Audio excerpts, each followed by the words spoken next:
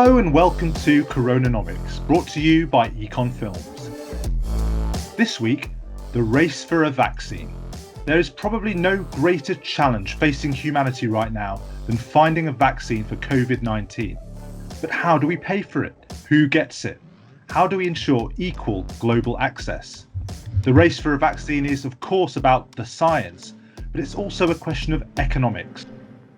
Joining us today is Professor Mariana Mazzucato, Director of University College London's Institute for Innovation and Public Purpose and author of The Value of Everything, Making and Taking in the Global Economy. All the huge problems that economics has sought to tackle during this pandemic, is finding a vaccine actually the biggest? As well as strengthening our global health systems. We are only as healthy with the coronavirus as our neighbor is, both on our street, our city, our nation, and globally. Had this crisis begun in Africa, where health systems are frankly much weaker than in China, we would all globally be worse off. The full cost of a vaccine could be around $40 billion. Despite the fact that work on a vaccine began 6 months ago, governments around the world are still trying to hit that goal. Yet, according to the IMF, global governments are taking emergency fiscal action this year worth $8 trillion. Professor Mazzucato, are we trying to spend too little to get this vaccine out? Surely we could be spending more. There is a money tree. We tend to throw money at problems when we actually see them as a problem. We never ask if there's enough tax revenue when we go to war. We just go to war. Given the money that is being put into the system, the bigger question is, are we governing that process properly? And just last week, the World Health Organization put out a very, very important policy proposal about having a pool of patents, actually pooling the patents, the knowledge, in order to really nurture the collective intelligence that we need globally in order to arrive to this vaccine quicker.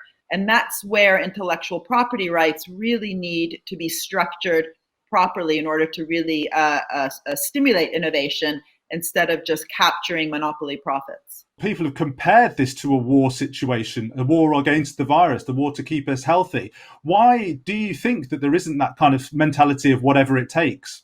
It's not so much currently, at least, about the money. We need to be, even once this crisis is over, and hopefully it will be soon, learning the lesson that these health services need to be well-resourced, structured properly, given a remit that they are important. So literally valuing that work, paying for it properly, structuring that work in such a way that it attracts nurses and doctors who would see it as an honor to work for a well-resourced system as opposed to one that's really, to be frank, a struggle to be working in today.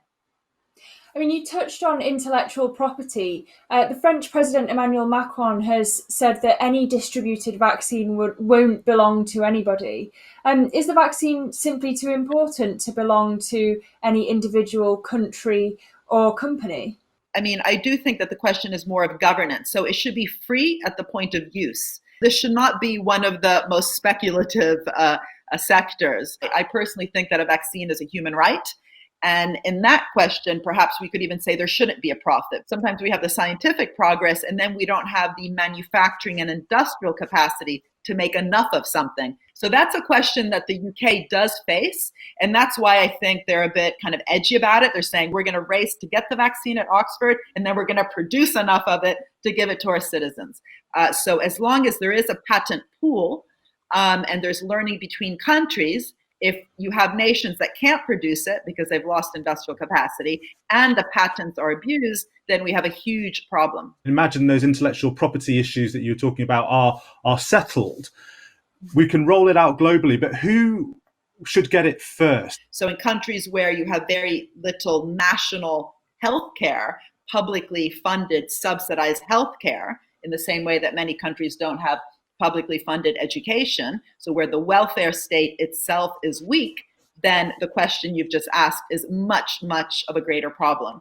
So if you had strong, and I keep going back to this, strong global health systems and free public health care, so that healthcare itself does not become a speculative area like banking, then actually it's much easier. We really need to be reviving kind of that beverage moment of what we expect from a welfare state, but think of it globally. We are only as healthy as our neighboring countries are.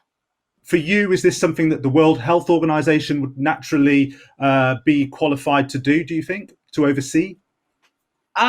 Well, it would have to have more power. Much of what the World Health Organization does is give out recommendations. And even with this patent pool, it's simply a recommendation. And I would say we need to go further. I know it's hard, but we should go further. When you have an area like vaccines or health innovation in general, which receives so much, just, an extraordinary amount of money from not only the public sector, but also the nonprofit sector, then there should be conditions attached to how we then govern not just the patents, but again, the pricing of those goods.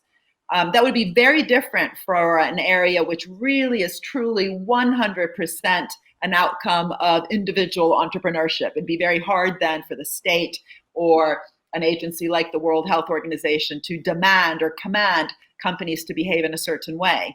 This is not the case with vaccine or antibiotics or the Hep C drugs. This is an area which, precisely because of that massive amount of public investment, really should have been from the beginning, and definitely now going forwards, governed in a way that actually gets that public return.